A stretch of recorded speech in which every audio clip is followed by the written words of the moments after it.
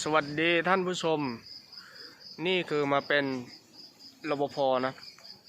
มาเป็นอาชีพรปภนะมาทำงานนี่นะครับที่แข่งบ่อแก้ว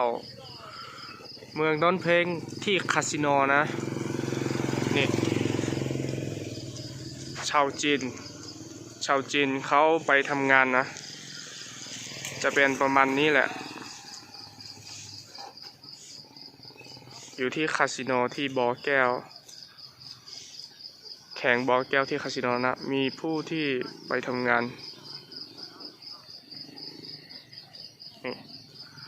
แล้วเราเป็นแล้วเรามาเป็นรปภนะที่นี่นะใครอยากรู้ว่าเงินเดือนเท่าไหร่ก็คอมเมนต์มาเดี๋ยวจะบอกให้นะนี่มาหางานทำแล้วมาอยู่ที่คาสิโนนะคาสิโน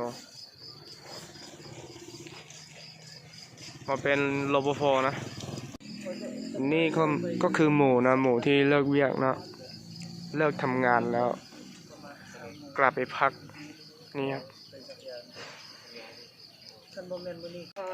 จะถ่ายให้ดูคร่าวๆว่าประมาณนี้เนาะอาชีพรปภนะเสื้อลายก็อาชีพรปภเหมือนกันโชคดี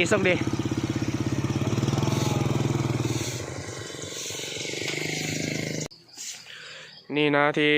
ทำงานนะคนพม่าเขามาทำงานรับจ้างกวาดทาง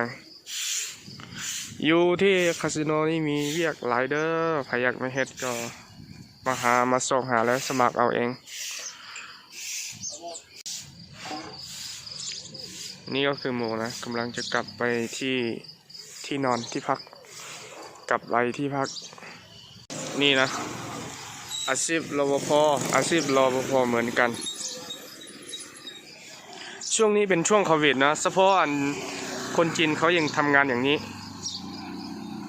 นี่คนจีนเขาเข้าทำงาน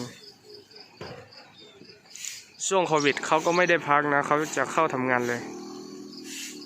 เขาจะไม่พักเขาอาจจะได้เงินเดือนดีกว่าคนเราไปทำนะ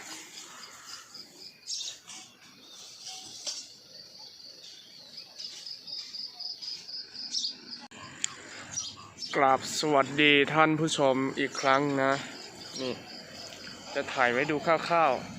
ๆมาเป็นอาชีพรปภก็จะได้อยู่ที่นี่นะนี่มันนั่งอยู่นี่ดูทางถ้าว่าใครไม่มีบัตรก็ไม่ให้เข้านะหรือว่าไผ่บ่มีบัตรแล้วจะบอกให้เข้าเนาะมีบัตรแล้วจะให้เข้าเดี๋ยวจะโชว์ภาพบัตรให้ดู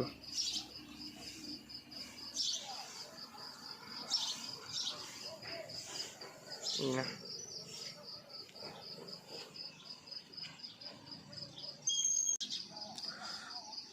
คนจีนเขาเป็นคนที่ขยันและอดทนมากนะคือช่วงนี้คือช่วงโควิดเขายังไม่พักเลยเขายังต้องทำงานหาเงินต่อไปเลย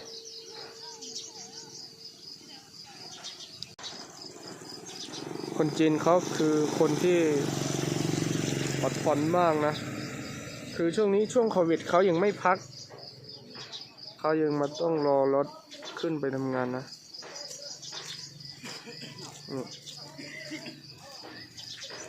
เขาขยันและอดทนมากคนจีนเขาอาจจะได้เงินเดือนดีกว่าคนเรานะเพราะว่ากลุ่มที่เขาไปทำงานนี่เขาใช่คนจีนหมดเลยนี่นะ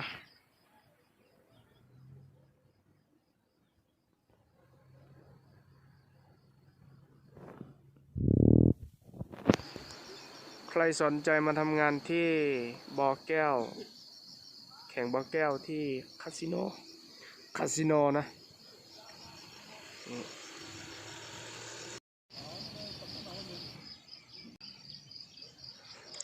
ส่วนนี้ก็คืออีกฝั่งนะอีกฝั่งที่ฉันจะอยู่ที่มอเตอร์ไซค์สีขาวนั่นช่วงนี้นะนี่ก็คือหอพักที่คนมา